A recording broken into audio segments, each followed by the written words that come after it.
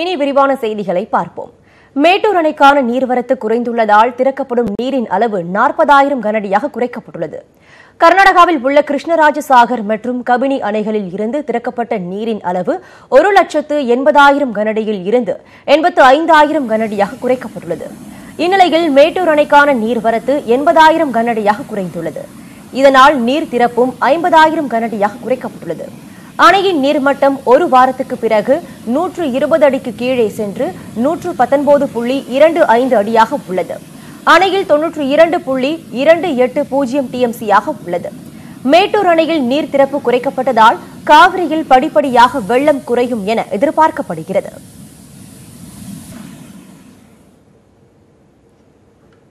நாமக்கல் மாவட்டம் மோகனூர் காவிரி ஆற்று பாலத்தில் புகைப்படம் எடுப்பதற்காக அமர வைக்கப்பட்ட 4 வயது சிறுவன் தவறி ஆற்றில் விழுந்தான்.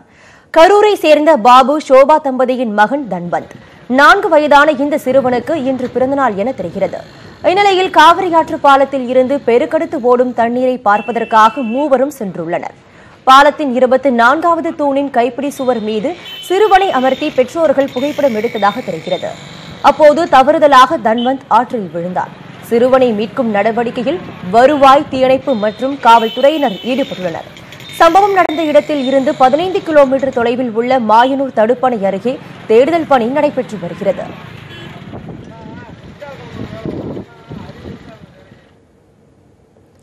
கட்டாயம் ஹெல்மெட் அணிய வேண்டும் என்ற சட்டத்தை முழுமையாக நடைமுறைப்படுத்தவில்லை என தமிழக அரசுக்கு சென்னை உயர்நீதிமன்றம் கண்டனம் தெரிவித்திருக்கிறது.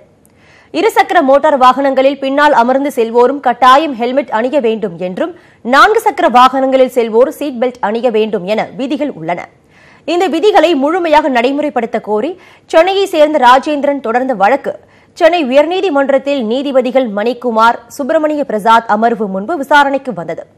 அப்போது ஹெல்மெட் அணியாமல் வாகனம் ஓட்டுபவர்கள் மீது எடுக்கப்பட்ட நடவடிக்கை மற்றும் அவர்களிடம் வசூலிக்கப்பட்ட அபராதம் தொடர்பான அறிக்கையை தமிழக அரசு தாக்கல் செய்தது. இந்த அறிக்கை தங்களுக்கு திருப்தி அளிக்கவில்லை என தெரிவித்த நீதிபதிகள் மோட்டார் வாகன விதிகளை முழுமையாக நடைமுறைப்படுத்துவதற்கு தமிழக அரசு தயங்குவது ஏன் என கேள்வி எழுப்பினர். விரிவான அறிக்கையை ஆகஸ்ட் 23ஆம் தேதிக்குள் தாக்கல் செய்ய உத்தரவிட்ட நீதிபதிகள் விசாரணையை ஒத்திவைத்தனர். கேரளாவின் வெள்ள நிவாரணப் பணிகளுக்காக ஐக்கிய அரபு அமீரகம் 700 கோடி ரூபாய் நிதியுதவி வழங்க முன்வந்துள்ளதாக கேரள முதலமைச்சர் பினராயி விஜயன் தெரிவித்துள்ளார். கேரளாவில் வெள்ள பாதிப்பு மற்றும் நிவாரணப் பணிகள் தொடர்பாக அமைச்சரவை கூட்டம் நடைபெற்றது. கூட்டத்திற்கு பிறகு அம்மாநில முதலமைச்சர் பினராயி விஜயன் செய்தியாளர்களிடம் பேசினார். அப்போது ஐக்கிய அரபு அமீரக நாடுகள் நிவாரணப் பணிகளுக்காக 700 கோடி ரூபாய் வழங்கியுள்ளதாக தெரிவித்தார். மேலும் மீட்பு பணிகள் முழுவீச்சில் நடைபெற்று வருவதாகவும் மின்சாதனங்களை பொதுமக்கள் யாரும் தொட வேண்டாம் என்றும் அவர் எச்சரிக்கை விடுத்துள்ளார். மேலும் மழை வெள்ள பாதிப்புகள் மற்றும் நிவாரணப் பணிகள் குறித்து ஆலோசிப்பதற்காக வரும் 30ஆம் தேதி சிறப்பு சட்டப்பேரவை கூட்டம் கூட்டப்பட உள்ளதாகவும் அவர் கூறினார். ஷேக் முகமது பின் சயீத் அல் நஹீம் അബുദാബി ക്രൗൺ പ്രിൻസ് ആണ്. അദ്ദേഹം deputy supreme commander of UAE armed forces ആണ്. അദ്ദേഹം പ്രധാനമന്ത്രിയുടെ അടുത്ത് സംസാരിച്ചിട്ടുണ്ട്, ഇന്നലെ സംസാരിച്ചിട്ടുണ്ട്. നമ്മുടെ UAEയുടെ സഹായമായിട്ട് അവർ നിശ്ചയിച്ചിട്ടുള്ളത് കേരളത്തെ സഹായിക്കാൻ $100 മില്യൺ ആണ്. 700 കോടി രൂപയാണ്. ഇന്ത്യൻ റുപ്പിയിൽ എടുത്താൽ 700 കോടി രൂപ വരും. ആ 700 കോടി രൂപയുടെ സഹായം കേരളത്തിന് നൽകാനാണ് അവർ തീരുമാനിച്ചിട്ടുള്ളത്.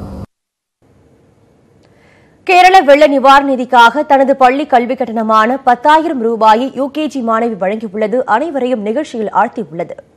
கடந்த 100 ஆண்டுகளில் இல்லாத அளவுக்கு பெரும் மழை மற்றும் வெள்ளத்தால் கேரளா கடுமையாக பாதிக்கப்பட்டுள்ளது. 300க்கும் மேற்பட்டோர் இதில் உயிரிழந்துள்ளனர். இதையடுத்து பல்வேறு தரப்பினர் நல்லுளம் கொண்டு கேரளாவுக்கு நிதி உதவி அளித்து வருகின்றனர். இந்நிலையில் நாகை தனியார் பள்ளியில் படிக்கும் நடராஜன் வினோதா தம்பதியின் 4 வயது மகளான சுபிக்ஷா தனது கல்வி கட்டணத்தை கேரளாவுக்கு வழங்க முடிவெடுத்து அதற்கான வரைவோலையை மாவட்ட ஆட்சியர் சுரேஷ்குமாரிடம் வழங்கினார். இது மட்டுமல்லாது அடுத்த ஆண்டு முதல் அரசு பள்ளியில் படிப்பை தொடர உள்ளதாகவும் அவர் கூறியுள்ளார். இதற்கிடையே கேரளாவுக்கு மாவட்ட நிர்வாகம் சார்பாக தன்னார்வ அமைப்புகள், மீனவ கிராமங்கள் உள்ளிட்டவை வழங்கிய சுமார் 7 லட்சம் மதிப்புள்ள நிவாரணப் பொருட்களும் முதலமைச்சர் பொது நிவாரண நிதியாக 2 லட்சம் ரூபாய்க்கான வங்கி வரைவோலையும் அனுப்பப்பட்டன.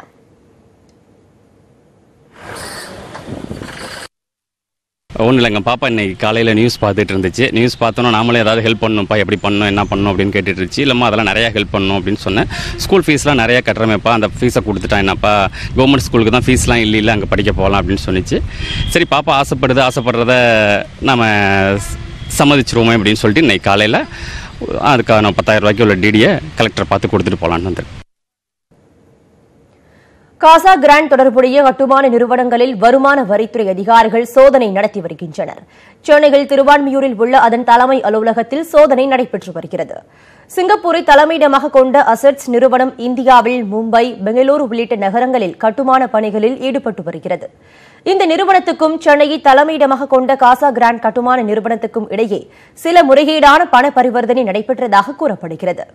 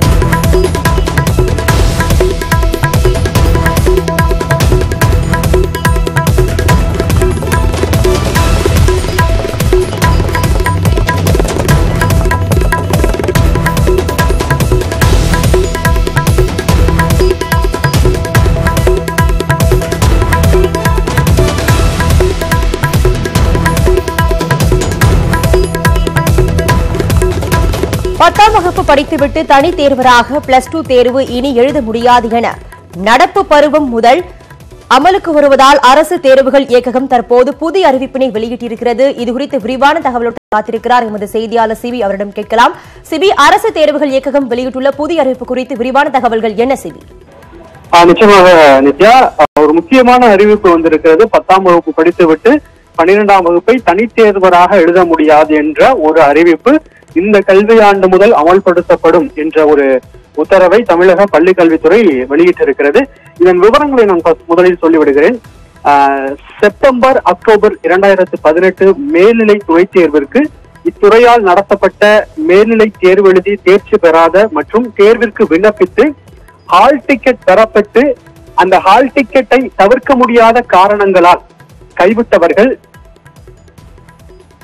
இந்த தனித்தேர்வர்களாக விண்ணப்பிக்க முடியும். அதாவது நடந்து முடிந்த 12ஆம் வகுப்பு துணைத் தேர்வில் தோல்வியை பெற்று அதன் காரணமாக மீண்டும் அவர்கள் தனித்தேர்வர்களாக எதிர்வரக்கூடிய தேர்வை சந்திக்க முடியும்.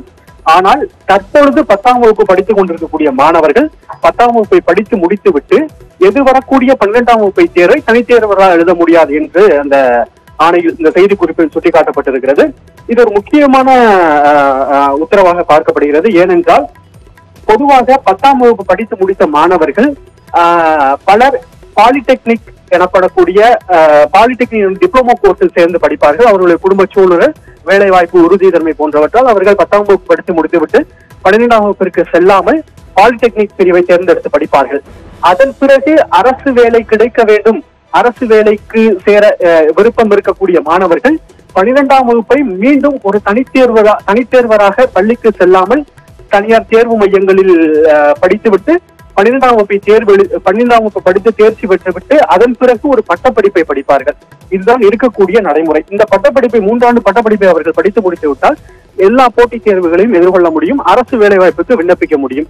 இந்த நடைமுறை ஒரு ஒரு ஒரு சூழலாக இருந்தது. தற்பொழுது மாணவர்கள் கட்டாயம் 11ஆம் வகுப்பு 12ஆம் வகுப்பை படிக்க வேண்டிய, நேரடியாக பள்ளிக்கு சென்று படிக்க வேண்டிய ஒரு சூழல் இதன் மூலம் ஏற்பட்டிருக்கிறது. ஒன்று, 10ஆம் வகுப்பு படித்து முடித்துவிட்டு மாணவர்கள் பட்டய படிப்பு, அதாவது டிப்ளமோ எனப்படக்கூடிய பாலிடெக்னிக் படிப்புகளை படிக்கலாம், மற்ற தொழிற்கல்வி படிப்புகளை படிக்கலாம்.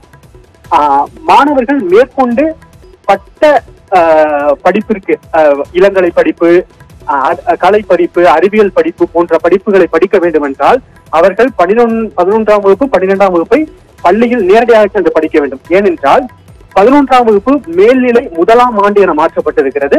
அதே போல 12ஆம் வகுப்பு 2ஆம் ஆண்டு என மாற்றப்பட்டிருக்கிறது. கல்லூரிகளில் செமஸ்டர் 1 செமஸ்டர் 2 என்று சொல்வதை போல இந்த நடைமுறை மாற்றப்பட்டிருக்கிறது. ஆகையால் மாணவர்கள் 11ஆம் வகுப்பையும் கட்டாயம் படிக்க வேண்டும் என்ற ஒரு காரணத்தின் அடிப்படையில் 11ஆம் வகுப்பு 12ஆம் வகுப்பிற்கு ஒட்டுமொத்தமாக மார்க் ஷீட் தயார் செய்யப்படுகிறது. 11ஆம் வகுப்பு மார்க் ஷீட் 12ஆம் வகுப்பு மார்க் ஷீட் இரண்டையும் சேர்த்து கன்சாலிடேட் மார்க் ஷீட் ஒன்றை தயாரிப்பார்கள். அதன் காரணமாக மாணவர்கள் தனித்தேர்வர்களாக மேல்நிலை தேர்வுகளை சந்திக்க இயலாது. அவர்கள் பள்ளியில் படித்து நேரடியாகத்தான் இந்த தேர்வை எழுத முடியும் என்ற ஒரு சூழல் இந்த அறிவிப்பால் ஏற்பட்டிருக்கிறது. நித்யா, சிபி, அதாவது அரசு தேர்வுகள் இயக்ககம் அறிவித்துள்ள இந்த புதிய அறிவிப்பின்படி என்னென்ன சாதகம் பாதகங்கள் இருக்கு? இது மட்டுமல்லாம ஏற்கனவே பழைய பாடத்திட்டத்தில் தோல்வி பெற்றவர்கள் தனித்தேர்வு எழுத 2019ஆம் ஆண்டு வரை கால அவகாசம் வழங்கியிருக்காங்க. இது பற்றி விரிவான தகவல் என்ன? நிச்சயமாக நித்யா, மாணவர்களை பொறுத்தவரை தனித்தேர்வர்களாக இருப்பவர்கள் பல இடங்களில் ஒரு நடைமுறை பின்பற்றப்படும். சிலர் 11ஆம் வகுப்பை படித்து, உதாரணத்திற்கு 12ஆம் வகுப்பு ஒரு பள்ளியில் படிக்கக்கூடிய மாணவர் அவர் சரியாக படிக்கவில்லை என்றால் சில தனியார் பள்ளிகள் என்ன செய்வார்கள் என்றால் அந்த மாணவர்களை தனித்தேர்வர்களாக பள்ளியில் அவர்களை சேர்க்காமல் அவர்கள் பள்ளியின் மூலமாக அவர்கள் 12ஆம் வகுப்பு தேர்வுக்கு அவர்கள் விண்ணப்பிக்க முடியாது. ஆகையால் நீங்கள் தனித்தேர்வர்களாக விண்ணப்பித்துக் கொள்ளுங்கள் என்று கட்டாயப்படுத்துவார்கள். காரணம், அதில் அவர்களின் தேர்ச்சி விழுக்காடு பாதிக்கப்படும் என்ற ஒரு காரணத்தின் அடிப்படையில் சில தனியார் பள்ளிகள் இந்த நடைமுறையை ஆண்டாண்டு காலமாக கடைபிடிப்பது வழக்கம். இந்த நடைமுறை தற்போது சிக்கலுக்குள்ளாயிருக்கிறது. இந்த உத்தரவின் மூலம் எக்காரணத்தை கொண்டு மாணவர்கள் தனித்தேர்வர்களாக 12ஆம் வகுப்பு தேர்வை சந்திக்க முடியாது என்ற ஒரு உத்தரவு பிறப்பிக்கப்பட்டிருப்பதால் இனி அது போன்ற தனியார் பள்ளிகள் தங்களின் தேர்ச்சி விழுக்காட்டை அதிகரித்துக் கொள்ள இது போன்ற நடவடிக்கையை மேற்கொள்ள முடியாது. ஆகையால் மாணவர்கள் கட்டாயமாக பள்ளியின் வாயிலாகவே, பள்ளியில் படித்துக் கொண்டிருக்கக்கூடிய மாணவர்கள் சராசரி மாணவர்களாக இருந்தாலும் சராசரிக்கு கீழான மாணவர்களாக இருந்தாலும் அவர்களை எக்காரணத்திற்கொண்டும் பள்ளி நிர்வாகம் தனித்தேர்வர்களாக அவர்களை அனுப்ப முடியாது. ஆகையால் அவர்களும் மற்ற மாணவர்களுடன் இணைந்து இந்த மேல்நிலை தேர்வுகளை எழுதலாம். இது ஒரு சாதகமான விஷயமாக பார்க்கப்படுகிறது. இதன் மற்றொரு அம்சம் என்னவென்றால், நான் ஏற்கனவே குறிப்பிட்டது போல பல மாணவர்கள் 10ஆம் வகுப்பு படித்து முடித்த மாணவர்கள் குடும்ப சூழ்நிலை காரணமாக 11, 12ஆம் வகுப்பிற்கு செலவு செய்ய முடியாததால் அவர்கள் உடனடியாக தொழிற்கல்வி பாடங்களை தேர்வு செய்வார்கள். ITI என்று சொல்வார்கள், டிப்ளமோ பாலிடெக்னிக் கோர்சஸ் என்று சொல்வார்கள். இதை படித்து முடித்துவிட்டு மாணவர்கள் மற்ற வேலைக்கு செல்வார்கள். அவர்கள் வேலை பார்க்கக்கூடிய இடங்களில் அவர்களுடைய தகுதியை மேம்படுத்திக் கொள்ள வேண்டும் என்ற சூழல் இருந்தால், அவர்கள் அரசு நடத்தக்கூடிய போட்டித் தேர்வுகளை எதிர்கொள்ள வேண்டும் என்று விருப்பப்பட்டால் அவர்கள் அரசு நடத்தக்கூடிய போட்டித் தேர்வுகள் 10, 12 பட்டப்படிப்பு இந்த 3 வகைகளில் தான் வகைப்படுத்தியிருக்கிறார்கள். இந்த வரிசையில் தான் வகைப்படுத்தியிருக்கிறார்கள். ஆகையால் அந்த மாணவர்கள் 12ஆம் வகுப்பை படித்திருக்க வேண்டும். அதன் பிறகு பட்டப்படிப்பை படிக்க வேண்டும். அதற்காக மீண்டும் அவர்கள் தனித்தேர்வுகளாக 12ஆம் வகுப்பை சந்திப்பார்கள். அதன் பிறகு அவர்கள் பட்டப்படிப்பை படித்து அரசு போட்டித் தேர்வுகளை சந்திப்பார்கள். இப்போ அந்த நடைமுறையும் சிக்கலுக்குள்ளாக இருக்கிறது. ஆக மாணவர்கள் 12ஆம் வகுப்பு படித்து முடித்துவிட்டு குடும்ப சூழல் காரணமாக அவர்கள் டிப்ளமோ படிப்பிற்கு போகலாம். அதன் பிறகு அவர்கள் மற்ற பட்டப்படிப்போ அவர்களின் தேவை கருதி படிக்க வேண்டிய ஒரு சூழல் இருக்கிறது. நித்யா, 10ஆம் வகுப்பு படித்துவிட்டு தனி தேர்வராக +2 தேர்வு இனி எழுத முடியாது என அரசு தேர்வுகள் இயக்ககம் புதிய அறிவிப்பினை வெளியிட்டிருக்கிறது. இந்த அறிவிப்பானது நடப்பு பருவம் முதல் அமலுக்கு வரும் எனவும் அறிவிப்பை வெளியிட்டிருக்கிறது. இது பற்றின விரிவான தகவலை எமது செய்தியாளர் சிபி வழங்க கேட்டோம். சிபி, உங்கள் தகவலுக்கு நன்றி. செய்திகள் தொடர்கின்றன. காசா கிராண்ட் தொடர்புடைய கட்டுமான நிறுவனங்களில் வருமான வரித்துறை அதிகாரிகள் சோதனை நடத்தி வருகின்றனர். சென்னையில் திருவான்மியூரில் உள்ள அதன் தலைமை அலுவலகத்தில் சோதனை நடைபெற்று வருகிறது. சிங்கப்பூரை தலைமையிடமாக கொண்ட அசெட்ஸ் நிறுவனம் இந்தியாவில் மும்பை, பெங்களூரு உள்ளிட்ட நகரங்களில் கட்டுமான பணிகளில் ஈடுபட்டு வருகிறது. இந்த நிறுவனத்துக்கும் சென்னையை தலைமையிடமாக கொண்ட காசா கிராண்ட் கட்டுமான நிறுவனத்துக்கும் இடையே சில முறைகேடான பண பரிவர்த்தனை நடைபெற்றதாக கூறப்படுகிறது. காசா கிராண்ட் நிறுவனம் பெங்களூரு, கோவை, சென்னை நகரங்களில் கட்டுமான பணிகளில் ஈடுபட்டு வரும் நிலையில் 6500 கோடி ரூபாய் மதிப்பிலான பணிகளை மேற்கொண்டு வருகிறது. பெங்களூருவில் அசெட் நிறுவனத்தில் வருமான வரித்துறையினர் நடத்திய சோதனையில் கிடைத்த ஆவணங்களின் அடிப்படையில் சென்னை திருவான்மியூரில் உள்ள காசா கிராண்ட் தலைமை அலுவலகம் உள்ளிட்ட 4 இடங்களில் சோதனை நடத்தி வருகின்றனர்.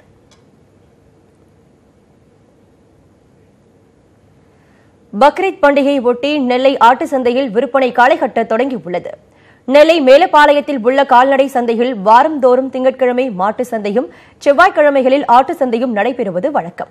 இந்த நிலையில் பக்ரீத் பண்டிகையை முன்னிட்டு இன்று நடைபெற்ற ஆட்டு சந்தையில் பாவூர் சத்திரம், ஆலங்குளம், வள்ளியூர், எட்டயபுரம், ரெட்டியார்பட்டி உள்ளிட்ட கிராமங்களில் இருந்து வந்த விவசாயிகள் மற்றும் வியாபாரிகள் 5000க்கும் மேற்பட்டோர் குவிந்தனர். பக்ரீத் பண்டிகை நாளை கொண்டாடப்படும் நிலையில் ஆடுகள் அதிக விலைக்கு விற்பனையானதால் விவசாயிகள் மகிழ்ச்சியடைந்துள்ளனர்.